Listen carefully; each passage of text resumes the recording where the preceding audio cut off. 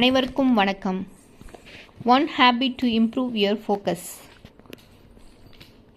கவனத்தை அதிகரிக்க ஒரு எளிய வழி என்ன பார்ப்போமா? கவனம் குறைகிறதா? படிக்கும்போது மனம் சிதறுகிறதா? ஒரு எளிய பழக்கம் சொல்லட்டுமா? 25 நிமிடம் முழு கவனம், 5 நிமிடம் இடைவெளி. இந்த 25 நிமிடத்தில் மொபைல் இல்லை, சோஷியல் மீடியா இல்லை, ஒரே ஒரு வேலை மட்டும். அதற்கு பிறகு 5 நிமிடம் ஓய்வு. இந்த முறையை தினமும் 3 அல்லது 4 முறை செய்தால் உங்கள் கவனத்திறன் அதிகரிக்கும். சிறிய நேர கட்டுப்பாடு பெரிய விளைவுகளை தரும். இன்று தொடங்குங்கள். கவனம் உங்கள் பலமாக மாறட்டும். இந்த வீடியோ பிடிச்சிருந்தால் லைக் பண்ணுங்கள்.